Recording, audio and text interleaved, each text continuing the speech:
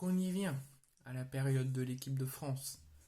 Après avoir parlé de l'Olympique de Marseille et son retour contre Toulouse le week-end du 15 septembre, mais note plus particulièrement la participation à la Coupe d'Europe en Ligue Europa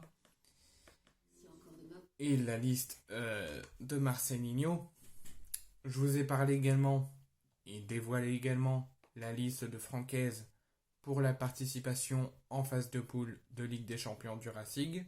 Je vous ai dévoilé en 2 vidéos les contours de la liste et la liste. Et on y vient de parler de l'équipe de France Espoir de Thierry Henry qui débute parfaitement leur qualification pour l'Euro Espoir 2025, mais qui démarre parfaitement leur début sous l'ère Thierry Henry. Les Bleus, après s'être déplacés à Nancy au stade Marcel Picot pour affronter le Danemark en match amical et s'être imposé 4-1. Les Bleus débutent enfin les choses sérieuses et Thierry Henry débutait enfin aussi sous l'équipe de France les choses sérieuses avec un déplacement en Slovénie pour débuter leur phase de poule de qualification au prochain Euro dans 2 ans à l'Euro Espoir 2025. Et les Bleus se sont encore une fois imposés de la plus belle des manières, cette fois-ci sans prendre de but, en s'imposant 4-0. Notamment avec un doublé de Bradley Barcola, l'ancien Lyonnais qui est maintenant parisien, et le but de Ryan Cherki. Donc grâce à un doublé de Bradley Barcola et un but de Ryan Cherki, l'équipe de France Espoir a encore une fois surclassé la Slovénie et déroulé contre la Slovénie 4-0. Les Bleus lancent de la plus belle des manières leur saison sous l'ère Thierry Henry et aussi démarrent également, parfaitement même, leur qualification au prochain Euro 2025 sous la houlette de Thierry Henry.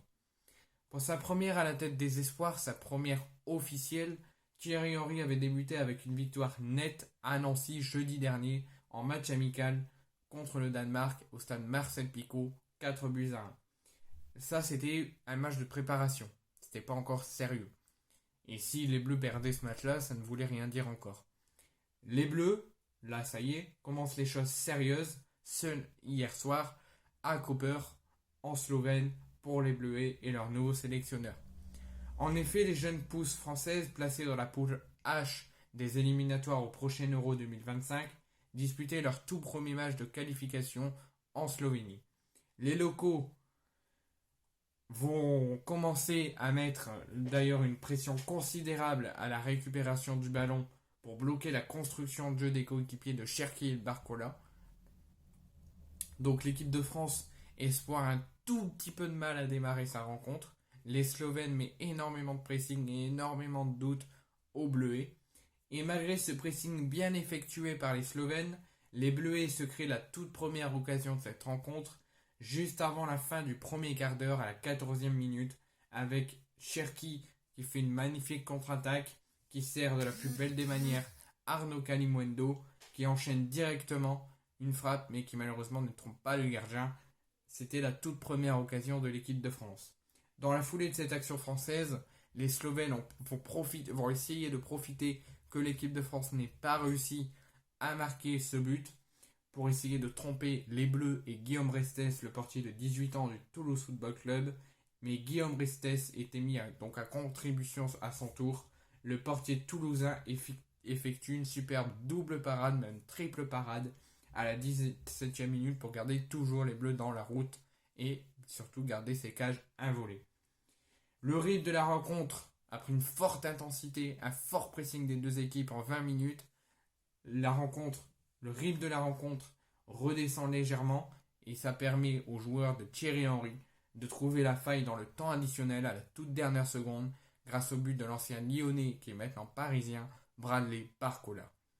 Donc on fait face en cette première mi-temps à 20 minutes fortement équilibrées. Ça va d'un but à l'autre, c'est fortement intense, on se donne le tout pour le tout, on laisse nos tripes sur le terrain, on voit énormément d'occasions. Et malheureusement, dans la 25e à la mi-temps, il y a un petit peu d'occasion, mais un tout petit peu moins. Il y a moins d'intensité. On voit toujours un bon match de football, mais il y a moins d'intensité. Et ça a permis aux Bleus de conclure et de marquer le but de Barcola et l'ouverture du score juste avant la pause. Donc les Bleus mènent 1-0 face aux Slovènes dans le temps additionnel. Donc alors que les deux acteurs de cette rencontre se dirigent vers la mi-temps, Arnaud Kalimuendo s'arrête brusquement sur la toute dernière occasion, juste avant que l'arbitre siffle la mi-temps, après un contrôle de la poitrine, mais l'attaquant du Stade Rennais, dans le temps additionnel, pour à peine 10 secondes, cède sa place à Eli Wahi dès le retour des vestiaires. Malgré une première période plutôt correcte, et ce point noir juste avant la mi-temps, les Bleus ne lâchent rien. Les Bleus veulent continuer à démarrer parfaitement et bien lancer leur qualification au prochain Euro. L'attaque, malgré cette mauvaise nouvelle, Quentin Merlin se procure la toute première occasion de la deuxième période pour les Bleuets, mais c'est contré par les Slovènes à la 48e. Mais ce n'était qu'une partie remise quelques minutes plus tard, avec Ryan Cherki qui a inscrit le but du break à la 50e minute sur un très bon centre de son ancien coéquipier à Lyon, Malo Gusto, qui permet aux Français de mener déjà 2-0 au bout de 50 minutes et de faire le break. Quelques minutes plus tard, les Slovènes sont asphyxiés, sont piétinés, les Bleus ne s'arrêtent pas et mènent même 5 minutes plus tard, à la 56e minute, 3-0 grâce au but de Bradley Barcola. Donc nous sommes à l'heure de jeu, à la 60e minute, les Bleus mènent déjà 3-0 grâce à un but de Cherki et un doublé de Bradley Barcola. Guillaume Restes va effectuer deux très belles parades à la 60e et à la 65e pour éviter de remettre en route les Slovènes à 3-1. Et en toute fin de match, les Bleus punissent la Slovénie avec un but de l'ancien bordelais Sekou Mara à la 88e minute qui permet aux Bleus de rendre une excellente copie, de reprendre un plein de confiance. Et grâce à cette victoire vraiment nette et sans bavure, ok, on a vu une première période très équilibrée en demi-teinte avec un démarrage compliqué, mais les Bleus ont totalement déroulé, totalement dominé la deuxième période et méritent largement de s'imposer. Donc l'équipe de France lance parfaitement leur ère sur Thierry Henry, mais lance aussi parfaitement leur qualification au prochain Euro 2025.